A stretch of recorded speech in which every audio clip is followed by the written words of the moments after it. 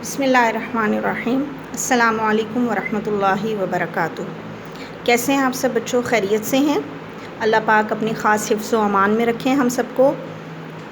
آج کا سبق شروع کرنے سے پہلے درود شریف پڑھیں اور علم میں اضافے کی دعا پڑھیے۔ آج آپ سے میں کچھ پہلے بات چیت کروں گی۔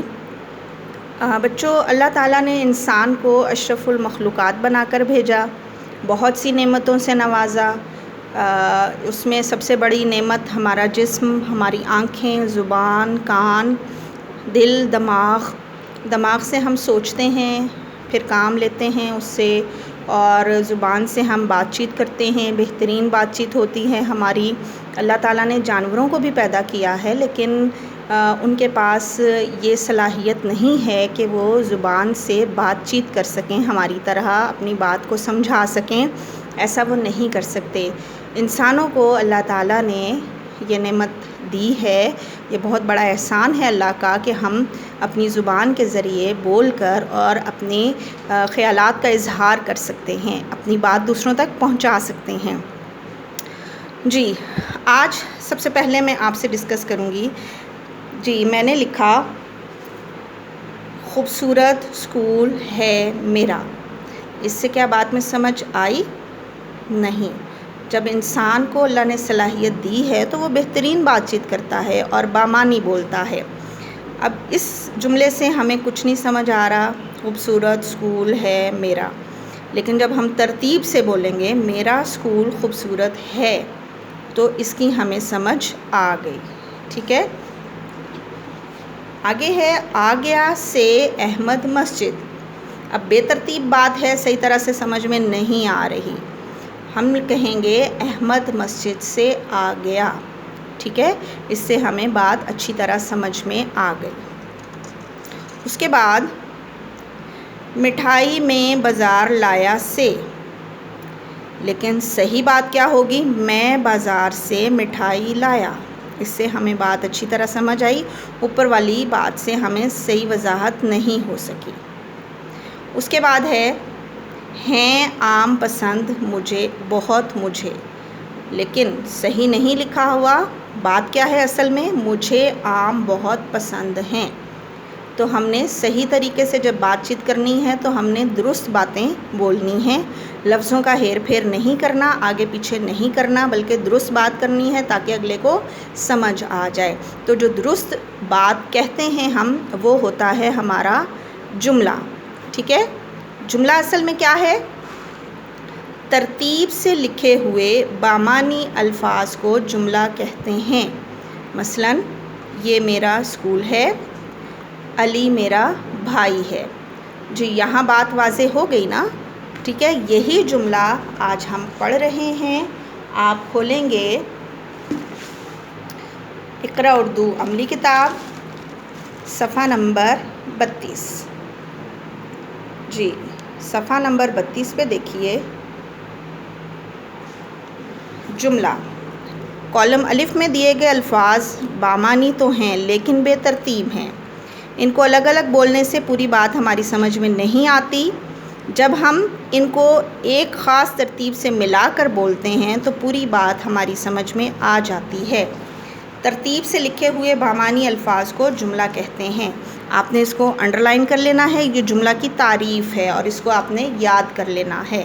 کوئی پوچھے آپ سے کہ جملہ کسے کہتے ہیں تو آپ نے کہنا ہے ترتیب سے لکھے ہوئے بامعنی الفاظ کو جملہ کہتے ہیں۔ جی، کالم الف میں دیا گیا ہے اسکول ہے میرا یہ، سمجھ نہیں آئی؟ ترتیب سے لکھیں گے یہ میرا اسکول ہے۔ اسی طرح کھایا نے سیب میں، لیکن اصل بات کیا ہے؟ میں نے سیب کھایا۔ اسی طرح خوبصورت کا احمد ہے گھر، بات ترتیب سے نہیں کہی گئی، ترتیب کیا ہوگی؟ احمد کا گھر خوبصورت ہے۔ اس کے بعد ہے نفرت سے جھوٹ مجھے ہے، سمجھ نہیں آئی صحیح طرح سے بات کی؟ سمجھ کیسے آئے گی؟ مجھے جھوٹ سے نفرت ہے جب ہم ترتیب سے بولیں گے۔ اسی طرح سے تم وقت اس کہاں ہو آ رہے، یہ بھی بے ترتیب جملہ ہے۔ اصل ترتیب کیا ہے؟ تم اس وقت کہاں سے آ رہے ہو، ٹھیک ہے؟ اب سمجھ آ گئی آپ کو کہ ترتیب سے لکھے ہوئے بامعنی الفاظ جملہ ہوتے ہیں، بے ترتیب جو الفاظ ہوتے ہیں وہ جملہ نہیں ہوتے۔ اب اسی سے متعلق ہمارا کام ہے صفحہ نمبر 33، مشق نمبر 1، ان بے ترتیب الفاظ کو جملوں میں تبدیل کریں۔ جی، بے ترتیب الفاظ کا کالم یہ ہے اور بامعنی جملے کا کالم یہ ہے۔ آپ یہاں سے پڑھیں گے، پھر ان کی ایک ترتیب بنائیں گے اور یہاں لکھیں گے۔ پہلا کیا ہے؟ وقت کرو اپنا پر کام۔ جی، کیا ہوگا ترتیب سے جملہ؟ اپنا کام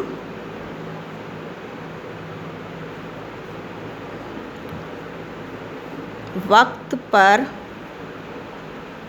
کرو۔ اب جملے کے آخر میں ہمیشہ ختمہ کا نشان لگایا جاتا ہے۔ یہاں پہ آپ کو ختمہ کا نشان کہیں نہیں نظر آئے گا، لیکن یہاں آپ نے لگانا ہے تو پورا جملہ مکمل ہوگا۔ اگلا ہے سویرے کرو اٹھا صبح، تو ترتیب اس کی کیا ہوگی؟ شاباش بتائیے۔ جی بالکل، ترتیب اس کی یہ ہوگی، صبح سویرے اٹھا کرو۔ اب آگے ختمہ کا نشان لگا دیں گے۔ اس کے بعد اگلا جملہ ہے وقت پڑھو روزانہ 5 نماز۔ یہ بے ترتیب الفاظ ہیں، ان کو ہم ترتیب سے جب جملہ بنائیں گے تو کیا لکھنا ہے ہم نے؟ روزانہ 5 وقت نماز پڑھو، اور آخر میں ختمہ کا نشان۔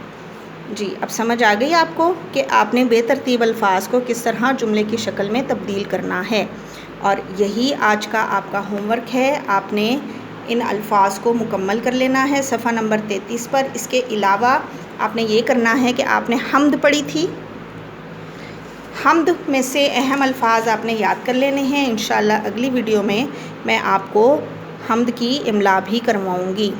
تو آپ نے اپنا پیج ریڈی رکھنا ہے، اپنی نوٹ بک پہ اوپر لکھنا ہے جماعت کا کام، پھر عنوان لکھیں گے۔ عنوان کیا ہے؟ املا ہے، کس سبق کی؟ نظم حمد کی۔